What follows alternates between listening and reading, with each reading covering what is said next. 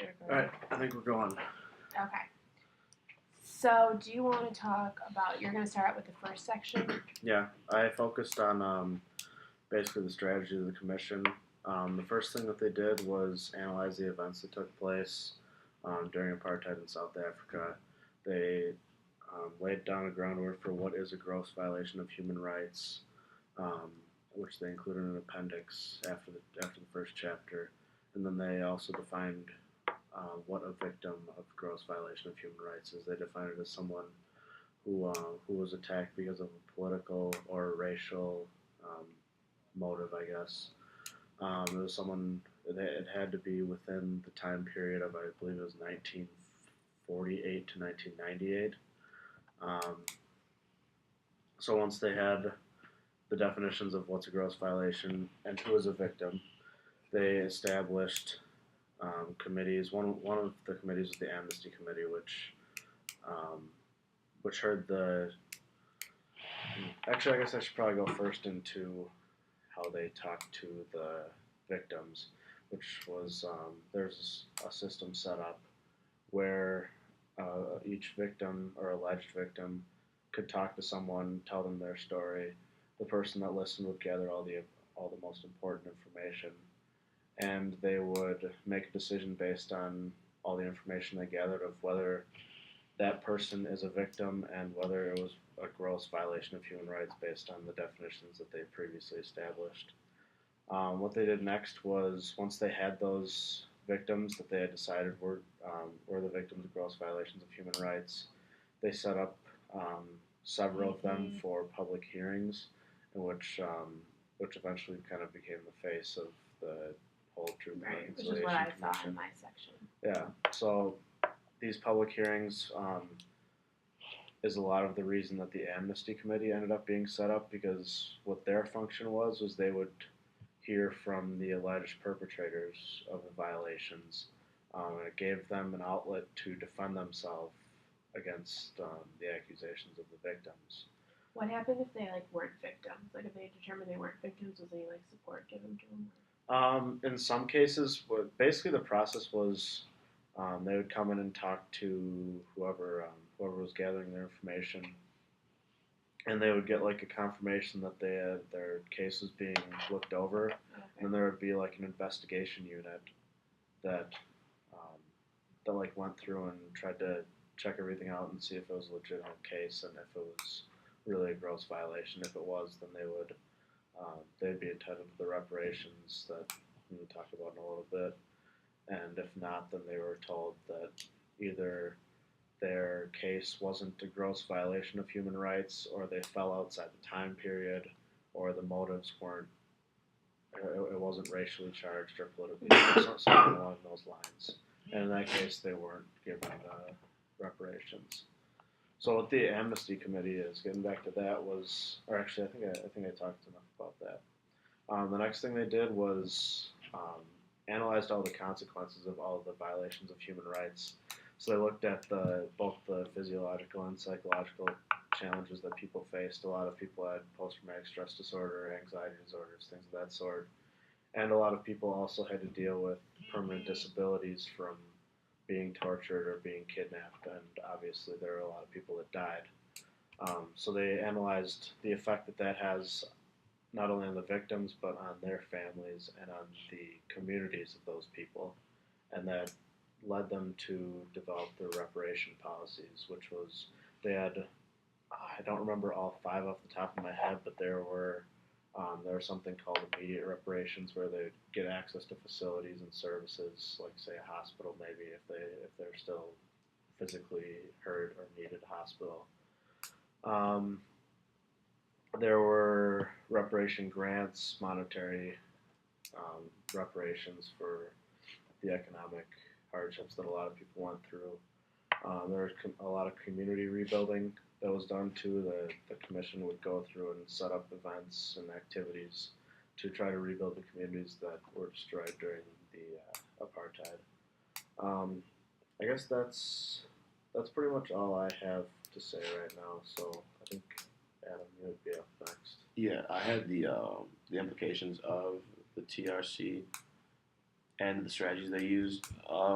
So like the strategies would come with consequences because like everything comes with consequence, but they're thinking if it wasn't handled correctly, that it could lead to like a separation of state and similar to like kind of like Civil War, but like this was like a lot bigger and like more.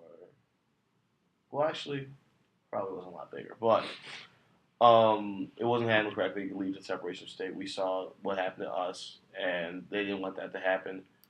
But the TRC also caused a bunch of problems with the former government because the former government was mainly the people that did all the gross violations of the human rights. PK Botha, mainly, he was a white official, but most of South Africa are black South Africans.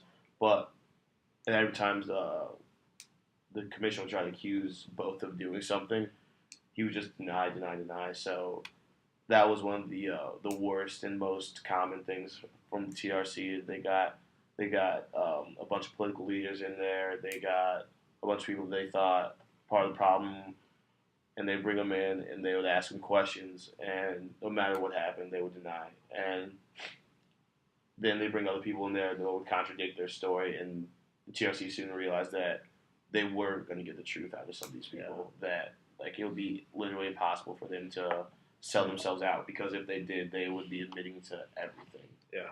So that was one of the largest problems that the TRC faced. And then also, the TRC ran a bunch of studies, and the studies showed things that weren't. It was pretty much expected, and the fact that it gave them a study of what people thought about the commission and how people view the commission, and the black South Africans, they obviously loved it, and then it was kind of weird. It went from seeing like people of less color and less color and less color. So like it was the Indians, they liked it, but just a little bit less than black people. Yeah. And then the coloreds, they liked it, but a little bit less than the Indians. And then the white people were just like staunchly against it mostly. Yeah.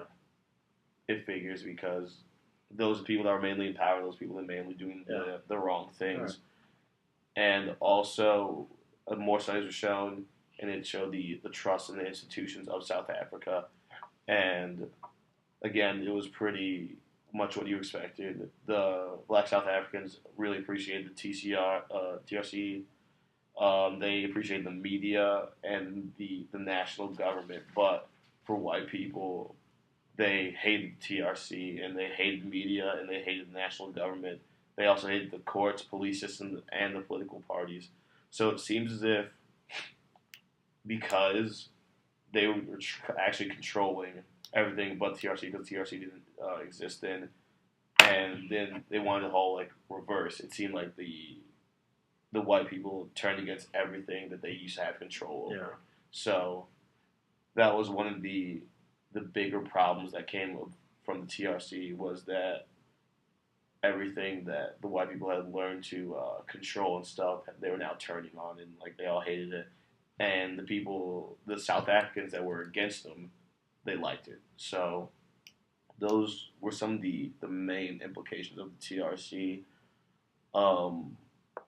Yeah, I really don't have that much else. I could just go into a bunch of detail, but it's not this one. Yeah, I think we do that a little bit later.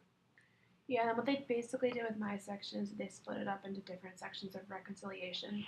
So first they talked about like truth-telling and official acknowledgement.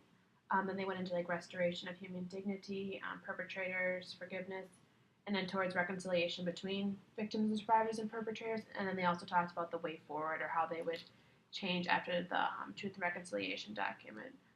So one thing that they did with each of these sections that they went through and took a few specific cases that dealt with, the truth-telling, official acknowledgement, and they would go into detail about that. And they'd actually include dialogue from the commission and the people who were the victims or the families or whatever like that.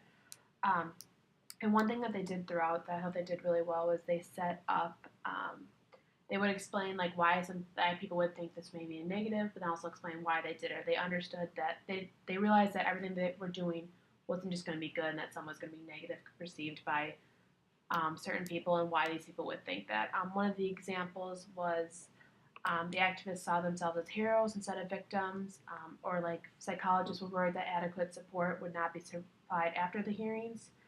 And there's a long delay between the testimonials and the implementation by the state too. So they also talked about these things, but kind of also portrayed why why weren't they able to do it in the way people wanted them to.